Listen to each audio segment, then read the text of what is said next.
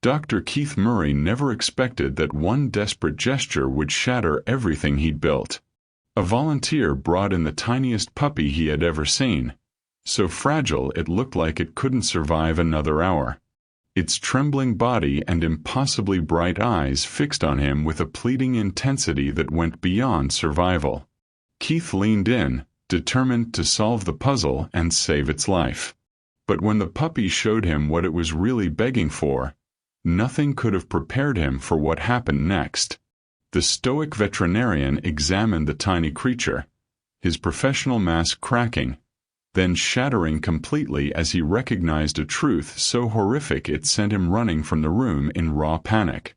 Before we dive into this incredible story, make sure to subscribe and hit that notification bell so you never miss our heartwarming and shocking animal rescue stories.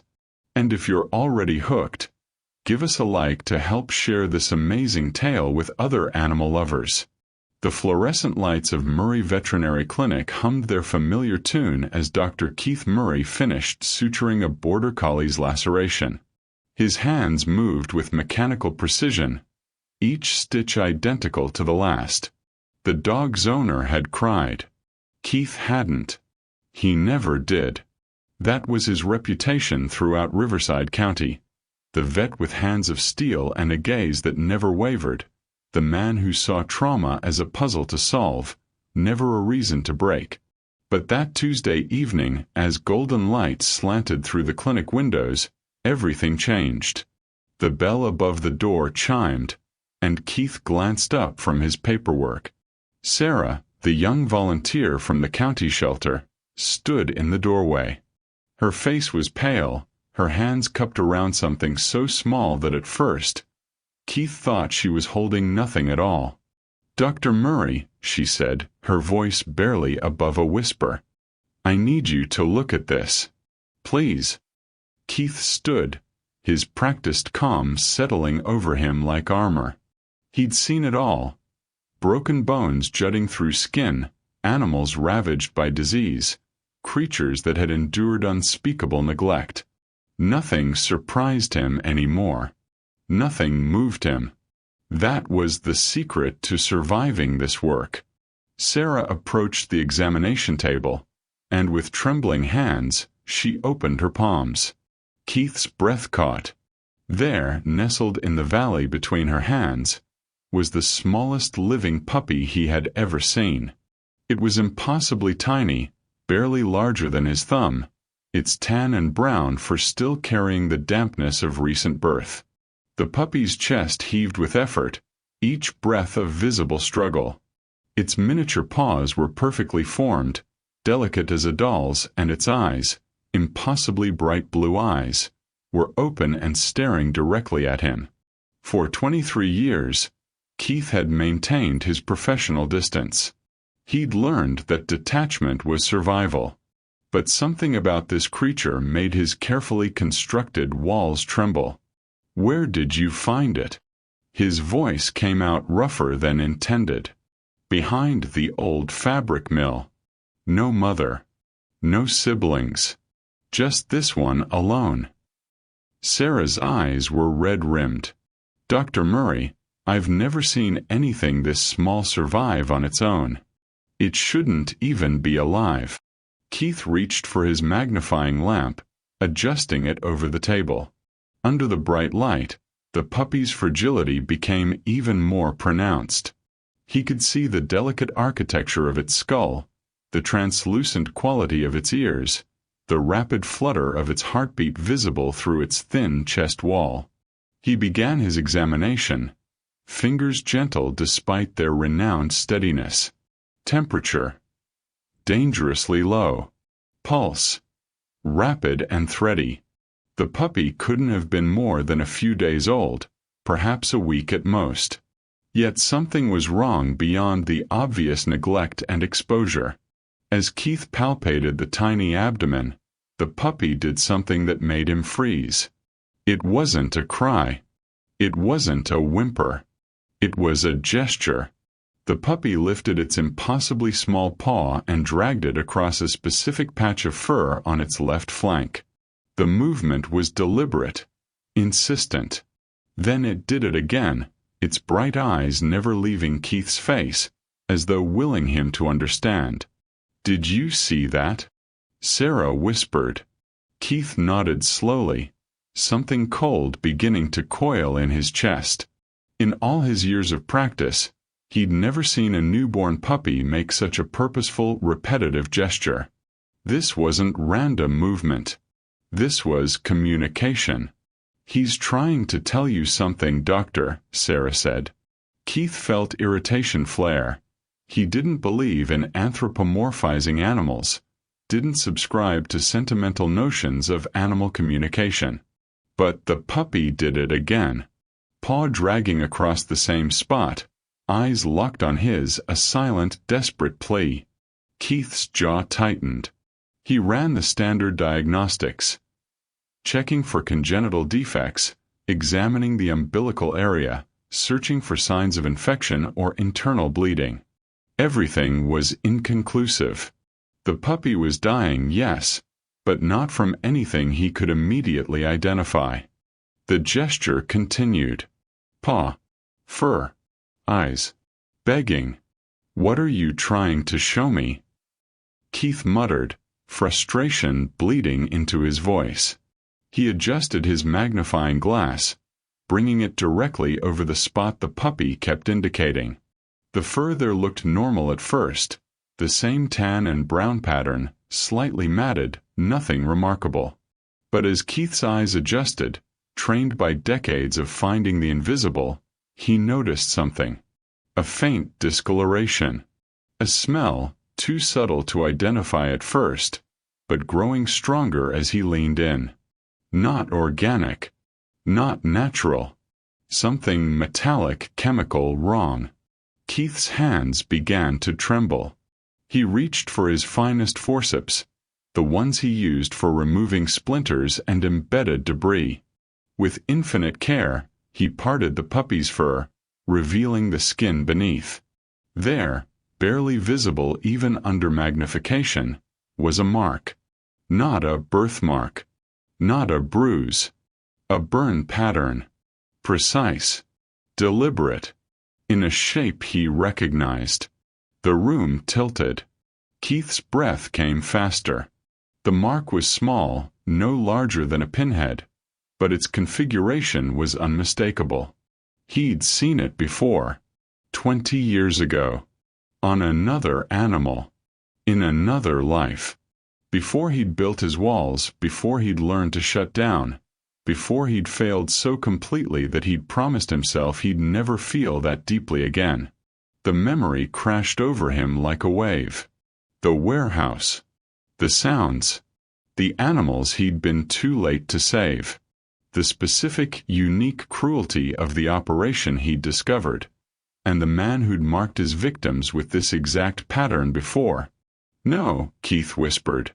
The puppy dragged its paw across the mark again, its eyes pleading. Not for medical help. For recognition. For action. For Keith to understand that this wasn't about medicine at all. This was about danger. Immediate. Ongoing. Somewhere out there. The mark meant the operation was still active. Still hurting animals. Still using this signature. And if this puppy had escaped or been dumped, others were still trapped. Time sensitive.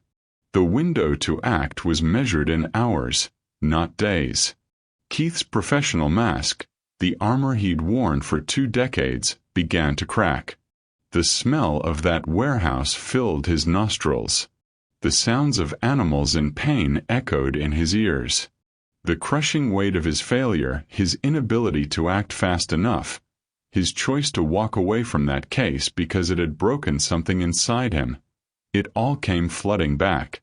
The puppy kept begging, showing him the truth his heart couldn't bear. "Dr. Murray?" Sarah's voice sounded distant. "What is it? What do you see?" Keith tried to speak, tried to explain, but the words wouldn't come. The walls were crumbling. The past and present were colliding. The professional and the human were at war. And for the first time in 23 years of practiced stoicism, Dr. Keith Murray felt himself losing control.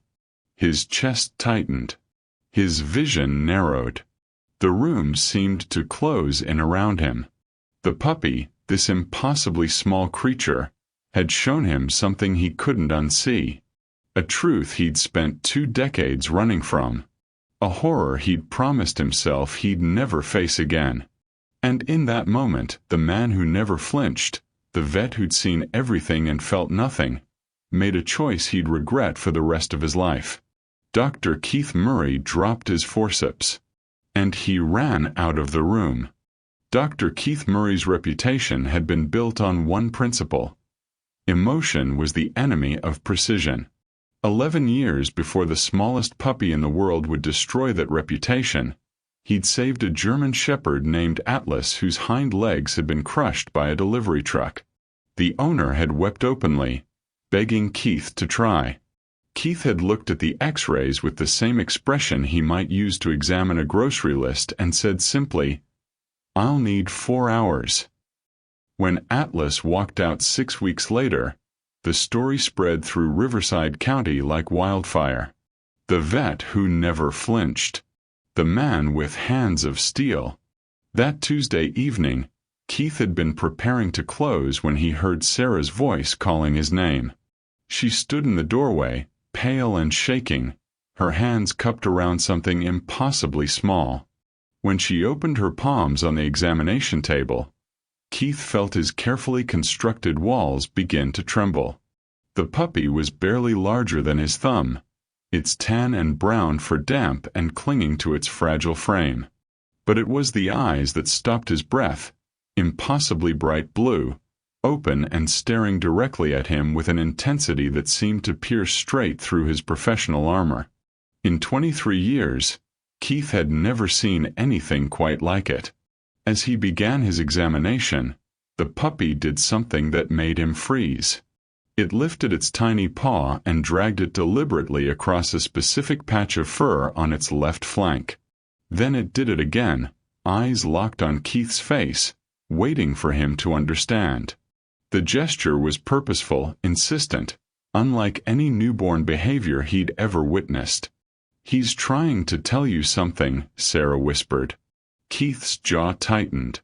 He didn't believe in such things. But the puppy repeated the gesture, and something cold began to coil in his chest. This wasn't random. This was communication. And that terrified him in ways he couldn't yet articulate. Keith forced himself back into the familiar rhythm of diagnostics, seeking refuge in the mechanical precision that had always steadied him. He wrapped the blood pressure cuff around the puppy's impossibly thin leg, barely able to get a reading. 70/40. Low but not critically so. He took another temperature reading. 96.1. Still hypothermic, but stable enough to rule out immediate shock. "I need a blood sample," he said. His voice clipped with professional efficiency. Sarah's eyes widened. "Dr. Murray, it's so small. Are you sure? I need to know what we're dealing with." Keith reached for the smallest gauge needle in his arsenal, designed for neonatal kittens. Even that looked massive compared to the puppy's thread-thin veins. He found the cephalic vein in the puppy's front leg, a blue line barely visible beneath translucent skin. His hands, those steady hands that never failed him, trembled slightly as he inserted the needle. The puppy whimpered but didn't struggle, as though understanding this violation was necessary. Keith managed to extract 0.5 milliliter of blood. Barely enough for basic panels, but it would have to do. While the analyzer processed the sample, Keith performed a thorough physical examination. He palpated every inch of the tiny body, searching for fractures, internal masses, signs of congenital defects. Nothing. He examined the mouth and gums, pale, but not dangerously so. He checked the reflexes, present and appropriate. He listened to the heart and lungs again, rapid but steady, no murmurs, no crackles. The puppy watched him throughout, those bright blue eyes tracking his every movement. And every few minutes, without fail, it lifted its paw and dragged it across that same spot on its flank. The gesture was becoming more insistent, more urgent, as though time was running out for something Keith couldn't see. The blood analyzer beeped. Keith crossed to it, pulling up the results on the small screen. His frown deepened as he scanned the numbers. White blood cell count. Normal. Red blood cell count. Slightly low, consistent with malnutrition. Glucose. Borderline low. Kidney function. Normal. Liver enzymes. Normal. Everything was wrong and nothing was wrong. What does it say? Sarah asked, hovering near his shoulder. It says this puppy is undernourished and mildly hypothermic, Keith said, frustration sharpening his tone. It doesn't explain the severity of the presentation. It doesn't explain why this animal is barely clinging to life when all the numbers suggest it should be weak but viable. He returned to the examination table, staring down at the puppy with something approaching desperation. In 23 years, he'd always found the answer. Always. That was his gift, his purpose, the one thing that gave his isolated existence meaning. He saw what others missed. He solved the impossible puzzles. But this puppy was dying, and he couldn't see why. The tiny creature lifted its paw again, dragging it across the same patch of fur. The movement was weaker now, as though the effort of repeated communication was draining what little energy it had left. The bright eyes dimmed slightly, and Keith felt something crack in his chest. "Stop that," he muttered, not sure if he was talking to the puppy or to himself. "Just stop and let me think." But the puppy didn't stop. It dragged its paw across the spot one more time, and Keith felt his carefully maintained control beginning to slip. This wasn't a medical mystery. This was something else entirely. Something his training hadn't prepared him for. Something that required him to see beyond the data, beyond the science, beyond the safe distance he'd maintained for 2 decades. And that realization terrified him more than any diagnosis ever could. Sarah left at 9:30, reluctantly, only after Keith assured her he'd stay with the puppy through the night. "Call me if anything changes," she'd said, lingering at the door. "Promise me you'll call." He'd nodded, already turning back to the examination table, his mind circling the same impossible question. What was he missing? The clinic settled into silence, broken only by the hum of the refrigeration units and the puppy's rapid, shallow breathing. Keith had moved the tiny creature into a makeshift incubator, a heating pad set to low, covered with soft towels, a controlled environment to stabilize its temperature. But even as the puppy's physical condition improved slightly, the gesture continued. Paw up, dragged across the flank. Eyes watching, waiting. Keith sat on his rolling stool, hunched forward with his elbows on his knees, staring at the puppy with an intensity that bordered on obsession. He'd dismissed the behavior as random, then as reflexive, then as conditioned response to trauma. But none of those explanations held. The movement was too specific, too targeted, too consistent. The puppy was trying to show him something. Against every instinct of his training, against every principle he'd built his career upon, Keith found himself believing it. At 10:15, he pulled the magnifying lamp down again and examined the indicated area for the 4th time that evening. The fur looked the same, tan and brown, slightly matted where the puppy's paw had repeatedly touched it. The skin beneath appeared normal. No wounds. No visible abnormalities. But as Keith leaned closer, his face inches from the puppy's tiny body, he caught something. A scent. Faint, almost imperceptible beneath the normal animal smells of the clinic. He inhaled slowly, carefully, trying to isolate it. Not organic. Not the smell of infection or decay or any biological process he knew. This was something else. Something artificial. Sharp and metallic, with an acrid edge that made his nose prickle. It reminded him of ozone after a lightning strike, or the bitter tang of industrial chemicals, or cheap metal exposed to heat. Keith's pulse quickened. He grabbed a pair of surgical gloves and carefully parted the fur in the area the puppy had been indicating. The scent grew stronger, more pronounced. Definitely chemical. Definitely wrong. His trained mind began sorting through possibilities. Pesticide exposure, industrial runoff, household cleaners, but none of them quite fit the profile. The puppy whimpered softly and touched its paw to the spot again, this time holding it there, pressing with what little strength it had left. The gesture had changed from showing to insisting, from communication to demand. Keith felt his skin prickle with something he hadn't felt in years. Not fear exactly. Something deeper.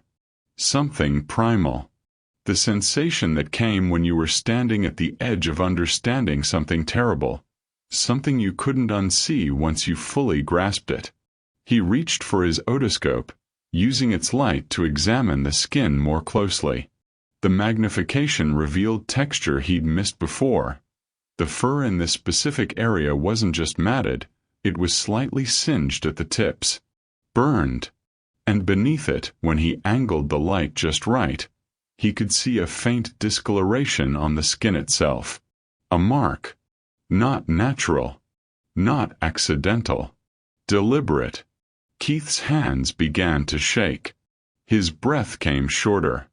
The chemical smell filled his nostrils, and with it came a flood of sense memory so powerful it made him dizzy. He'd smelled this before. He'd seen marks like this before. 20 years ago, in a place he'd spent 2 decades trying to forget. The puppy watched him with those impossibly bright eyes, and Keith finally understood what it had been trying to tell him all along. This wasn't about saving one life. This was about recognizing a signature. Keith's hands trembled as he reached for his surgical magnification loupes, the kind he used for the most delicate procedures. He fitted them over his eyes, and the world narrowed to a circle of hyper-focused clarity. The puppy's flank filled his vision, every strand of fur visible in microscopic detail.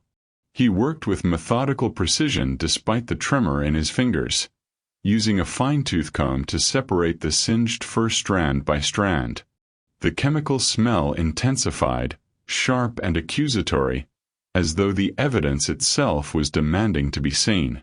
Beneath the burned outer layer, the skin showed clear signs of deliberate trauma. Not the chaotic damage of accident or neglect, but something controlled. Purposeful. Keith adjusted the angle of his examination light, and that's when he saw it. A glint. Something that caught the light in a way organic tissue never could. His breath stopped entirely. Using his finest forceps, the ones designed for removing embedded splinters from delicate tissue, Keith carefully grasped the edge of whatever was lodged in the puppy's skin. He applied gentle, steady pressure, and slowly, impossibly, a tiny fragment emerged from beneath the surface.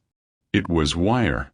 Impossibly thin, no thicker than a human hair, but unmistakably metallic. Copper-colored, twisted in a specific pattern. Not barbed wire, but something similar, a braided configuration that Keith recognized with a sickening lurch of his stomach. The wire was barely a quarter-inch long, but even at this microscopic length, the pattern was clear. And wrapped around the wire, so small he nearly missed it, was a single thread. Not natural fiber. Synthetic. A specific shade of industrial green that Keith had seen only once before in his life.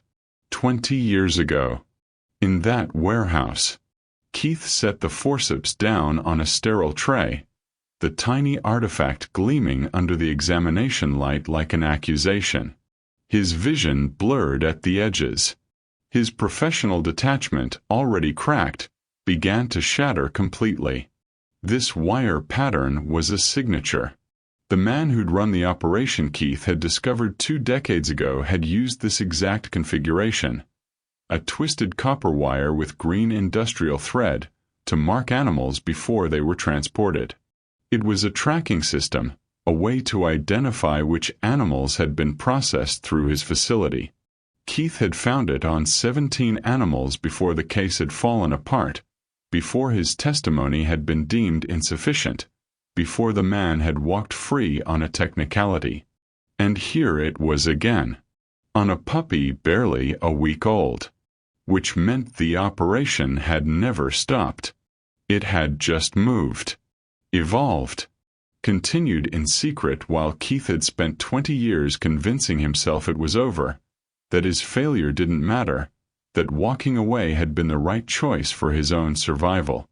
The puppy whimpered and touched its paw to the area one final time, as though confirming, "Yes. This is what I needed you to see." Keith stared at the wire fragment, his breathing ragged. The artifact was too specific to be random, too precise to be coincidence. Someone had marked this puppy with the exact same signature Keith had documented 20 years ago. Someone was still out there, still operating, still using animals in ways that had given Keith nightmares for years before he'd learned to stop dreaming altogether. And if this puppy had been marked and dumped, it meant there were others. Still trapped. Still suffering. Still waiting for someone to care enough to find them. The weight of that knowledge pressed down on Keith's chest like a physical force. The walls he'd built to protect himself from exactly this kind of devastating truth began to crumble. He could feel the professional distance evaporating, the emotional armor dissolving, all the carefully constructed barriers he'd spent 2 decades building turning to dust in the face of undeniable evidence. His past had found him, and it was begging him to act. The wire fragment gleamed under the examination light, and Keith's mind betrayed him. The barriers he'd spent 2 decades constructing collapsed in an instant, and he was 29 years old again, standing in a warehouse on the outskirts of Sacramento at 3 a.m, surrounded by the sounds of animals dying. He'd been called in by a detective friend, someone who knew Keith's reputation for working with law enforcement on animal cruelty cases. "We need someone who won't break," the detective had said. "Someone who can document what we're seeing without falling apart." Keith had believed he was that person. He'd been wrong. The warehouse had been a processing facility. That's what they'd called it in the reports, as though the clinical language could sanitize the horror. 47 animals in various stages of suffering, each marked with that distinctive copper wire and green thread signature. Dogs, cats, even exotic animals, all being prepared for transport to underground fighting rings and worse. The smell had been overwhelming.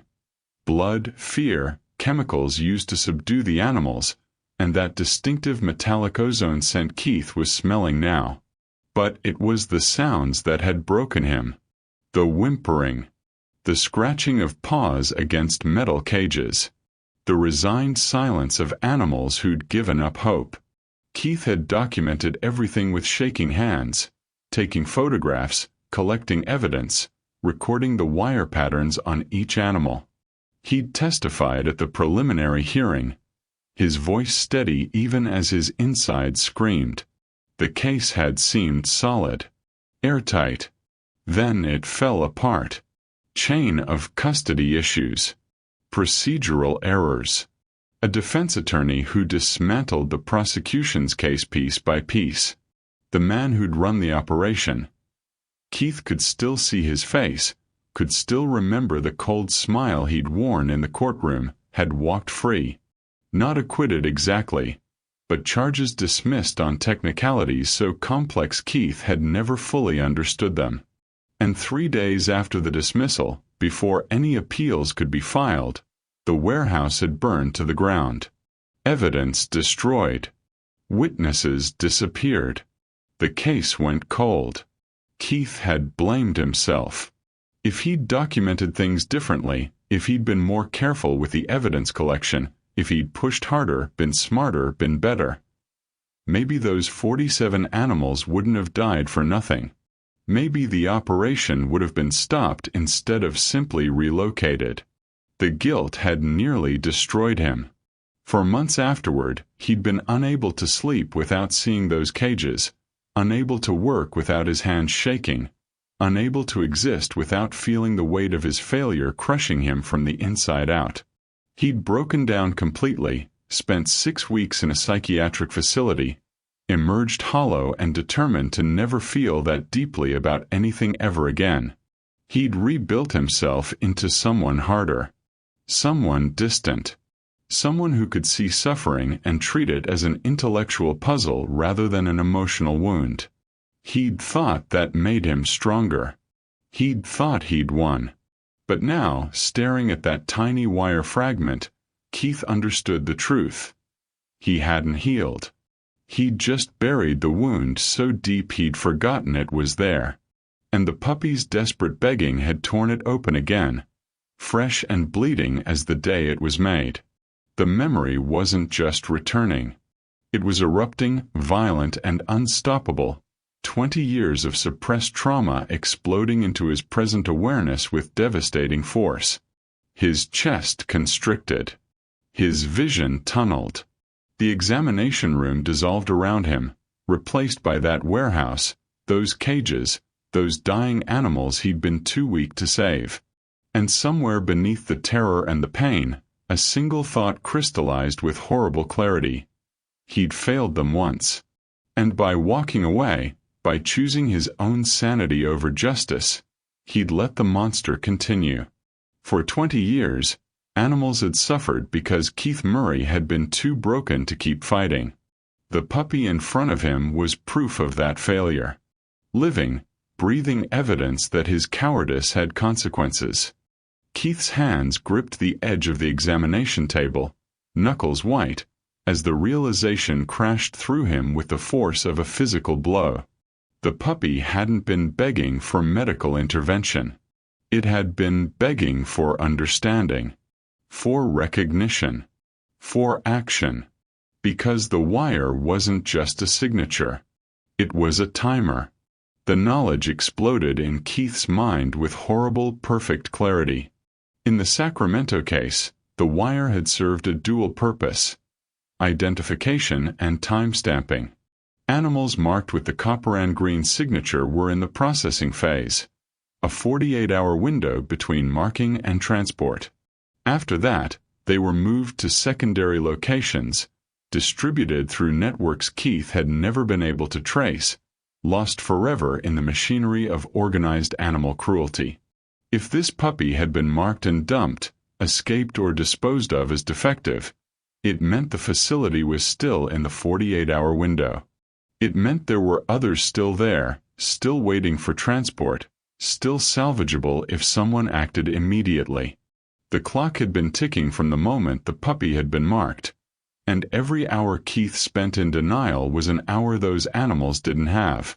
The puppy had known. Somehow, impossibly, it had understood that showing Keith the mark was more important than receiving treatment. It had sacrificed its own comfort, used its last reserves of energy, to communicate the one thing that mattered. Find them. Find them now. Before it's too late. And Keith had wasted hours running tests, looking for medical explanations, hiding behind his professional protocols while animals were being prepared for transport to fighting rings, breeding mills, experimental facilities, all the nightmare destinations he'd documented 20 years ago and then tried to forget. The horror of it threatened to tear him apart from the inside. Because this wasn't just about animal cruelty. Keith knew exactly who ran operations with this signature. Vincent Hale, the man who'd walked free on technicalities, who'd smiled in that courtroom like he'd already won. The man Keith had been too traumatized to pursue after the case collapsed. Hale was meticulous, calculating, and utterly without conscience. He didn't just hurt animals. He perfected systems for doing it efficiently, lucratively, invisibly. And now Keith understood why the puppy had been so desperate, so insistent. Hale's operations never stayed in one location longer than 72 hours. By the time authorities could mobilize, could cut through red tape and jurisdictional issues, he'd be gone. The window was impossibly narrow, measured in hours, not days. If Keith had recognized the signature immediately, if he hadn't spent the evening running pointless medical tests, if he'd acted instead of hiding behind his protocols, he might have had time to organize a response. But now, how many hours had already passed? 8, 10. The puppy stared at him with dimming eyes, and Keith saw the accusation there. Not anger. Worse. Disappointment. The creature had done everything it could, had pushed past its own survival instincts to deliver the message, and Keith had failed to understand until it was potentially too late. No, Keith whispered, the word torn from somewhere deep in his chest. No, this can't be. But denial was a luxury he couldn't afford. The evidence was undeniable. The timeline was clear. And the truth was too monstrous to accept but too real to ignore. While Keith had been protecting himself from emotional pain, animals were suffering in a facility that was probably already preparing to relocate. The walls of the examination room seemed to close in. The air grew thick and suffocating. Keith's carefully constructed reality, the one where he'd left the past behind, where his failure didn't matter anymore, where he could exist in controlled emotional distance, shattered completely. He couldn't breathe, couldn't think, couldn't exist in the same space as this unbearable knowledge. The puppy's eyes were fading, the bright blue dimming like a light losing power, and Keith felt something inside himself break with an audible snap that only he could hear. 23 years of carefully constructed control shattered in an instant, and what remained was raw, primal panic. His hands dropped from the examination table. The forceps clattered to the floor, the tiny wire fragments still gripped in its tips, evidence of everything Keith couldn't face. His breath came in short, desperate gasps, his chest constricting as though invisible hands were squeezing the air from his lungs. The examination room tilted violently. The walls pressed inward, the fluorescent lights suddenly too bright, too accusing, illuminating every failure, every moment of cowardice, every choice to look away when looking directly would have cost him too much. He couldn't do this. He couldn't be the person this situation demanded. He'd rebuilt himself into someone incapable of this level of feeling, this depth of responsibility, this crushing weight of moral obligation. The man who could have handled this, the younger Keith who'd walked into that warehouse determined to save everyone, had died 20 years ago in a psychiatric facility. What stood in his place was a hollow imitation, and hollow things couldn't bear weight. Dr. Murray? The voice came from somewhere far away, though Sarah had left hours ago. Or maybe it was his own conscience, speaking in a voice he no longer recognized. What are you going to do? Keith's vision tunneled. The puppy became a distant point of light, still begging with weakening gestures, still trusting that Keith would understand, would act, would be better than he'd been before. But Keith knew the truth about himself. He'd known it for 20 years, had built his entire existence around accepting it. He wasn't strong enough. He wasn't brave enough. He was the man who'd let 47 animals die rather than risk breaking himself again. And now he was being asked to face the same monster, the same impossible situation, with even less time and even higher stakes. He couldn't. He simply couldn't. The realization detonated in his chest like a grenade. All the years of therapy, all the carefully constructed coping mechanisms, all the professional distance he'd maintained, none of it mattered. None of it could protect him from this moment.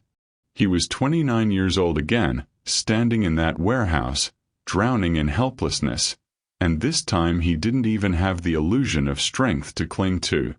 Keith's legs moved without conscious command.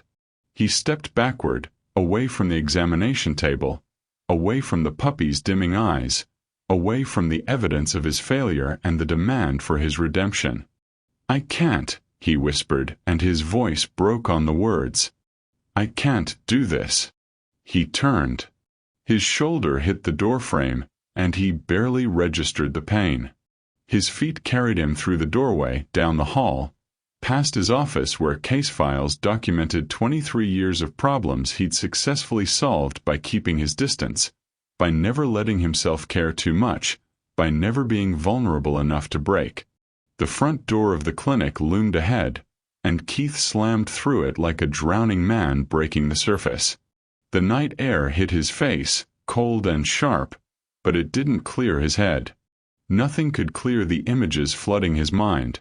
The warehouse, the cages, Vincent Hale's smile, the puppy's desperate begging, the timer counting down, the animal still trapped, still suffering, still waiting for someone who would never be weak enough to abandon them. But Keith was that weak. He'd always been that weak. And the horrifying truth was that running felt easier than staying, felt safer than acting, felt like the only choice his broken psyche could make. His legs kept moving, carrying him across the parking lot, away from the clinic, away from responsibility, away from the tiny creature who'd trusted him with its last reserves of strength. Shame burned through him like acid, self-loathing so intense it felt physical, but still he ran. Because Keith Murray, the man who never flinched, had finally encountered something he couldn't face. Himself. Keith made it to the edge of the parking lot before his legs gave out. He collapsed against the chain-link fence, his hands gripping the cold metal, his breath coming in ragged sobs that tore through his chest like broken glass. The night air burned his lungs, but it couldn't cleanse the shame flooding through him in waves so intense they felt like physical blows. He'd run.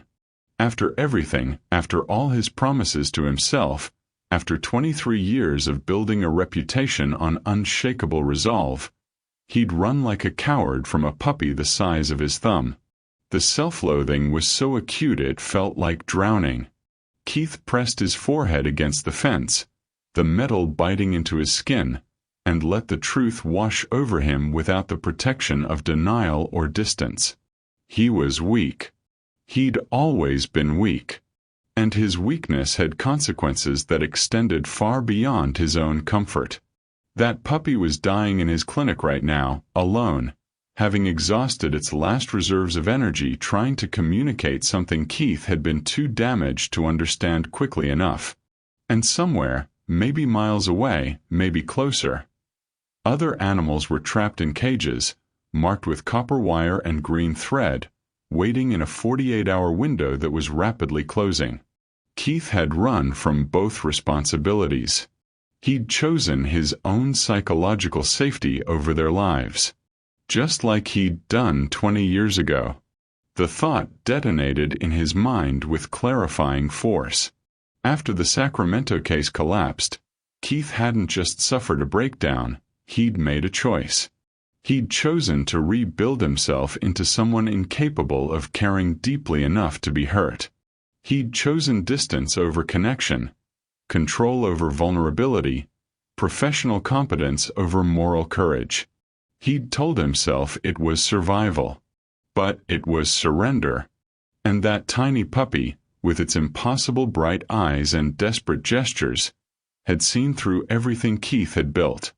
It had looked at him and believed he could be better, could be the person he'd been before fear had hollowed him out, could act instead of hiding. The puppy had been wrong. Keith had proved that by running. But maybe, and the thought crystallized with sudden, fierce clarity, maybe the puppy didn't have to stay wrong. Keith pushed away from the fence, his legs shaking but holding.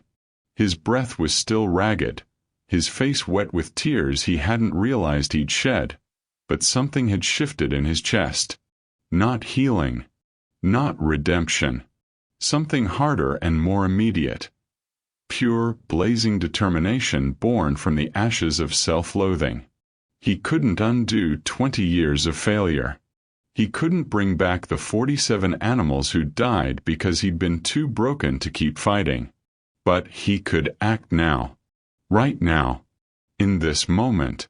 Keith turned and ran back toward the clinic, his stride gaining strength with each step. The shame didn't disappear, he'd carry that forever, but it transformed into fuel. He burst through the front door, his professional mask completely abandoned, his face raw and exposed in a way he hadn't allowed in decades. The puppy was still breathing, barely, its tiny chest rising and falling with desperate effort. Keith grabbed his phone from the desk with trembling hands and pulled up a number he'd kept for 20 years but never called. Detective Maria Santos. The one person from the Sacramento case who'd believed him, who'd been just as devastated when it fell apart.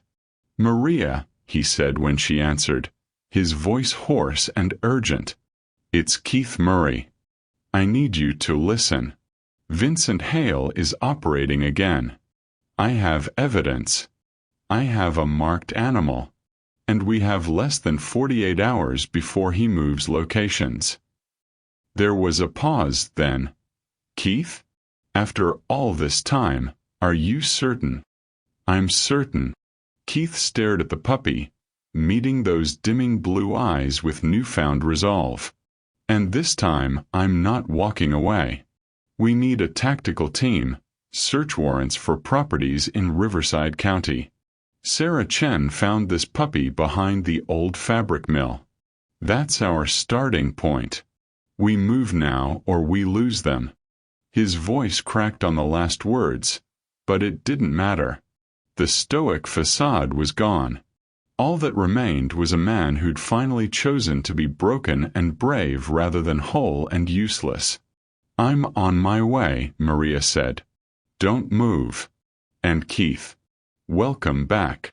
Keith ended the call and placed his hand gently beside the puppy. "I'm here," he whispered. "I'm not running anymore." The raid happened at dawn. Keith stood in the parking lot of the abandoned fabric mill, watching tactical units swarm the hidden basement facility Vincent Hale had operated beneath everyone's notice for 2 decades. Maria Santos stood beside him, radio crackling with confirmations as officers secured the location.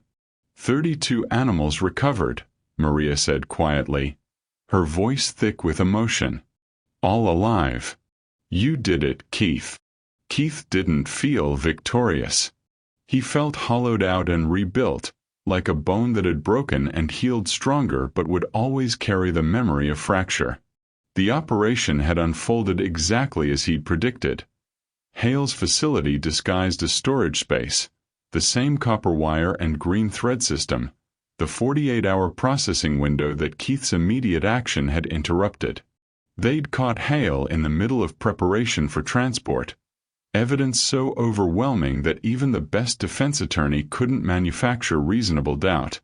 But Keith's eyes kept returning to the clinic, where the smallest puppy in the world was fighting its own battle. 3 weeks later, Keith sat in his examination room, the same room he'd fled from in panic, with that puppy curled in his palm. It had been touch and go for the first 72 hours. Keith had stayed awake through all of them, administering nutrients through tubes barely thicker than thread, maintaining temperature, monitoring every breath. Sarah had helped, never once asking about the night Keith had run, understanding somehow that the man who'd returned was fundamentally different from the one who'd fled. The puppy had grown, though barely. At 3 weeks old, it was still impossibly small, still fragile, but its eyes had regained that brilliant blue clarity. And it was eating on its own now, tiny amounts that Keith measured with scientific precision and emotional investment he'd denied himself for 23 years. "You need a name," Keith said softly, stroking the puppy's head with one finger. "Something meaningful." The puppy yawned, revealing a pink tongue no bigger than a grain of rice, and Keith felt his chest tighten with something he'd almost forgotten. Joy. Pure, uncomplicated, terrifying joy at seeing a life persist against impossible odds. "Beacon," he decided. "Because you guided me back." The trial proceeded swiftly. Keith testified with Maria beside him, his voice steady as he explained the wire pattern, the timeline, the connection to the Sacramento case. But this time his hands didn't shake. This time he didn't break. Not because he'd rebuilt his armor, but because he'd finally accepted that being broken and present was stronger than being whole and distant. Vincent Hale was sentenced to 40 years. The 32 rescued animals found homes. And Keith Murray, the vet who'd spent 2 decades hiding from his own heart, learned to practice medicine with the one thing he'd denied himself: genuine care. Beacon became a permanent resident of the clinic, small enough to ride in Keith's pocket during examinations, a living reminder that vulnerability wasn't weakness. Patients noticed the change in Dr. Murray, the way he listened differently now, the way his hands, still steady, carried a gentleness that hadn't been there before. The way he sometimes smiled when a difficult case resolved, as though saving lives meant something personal instead of just professional.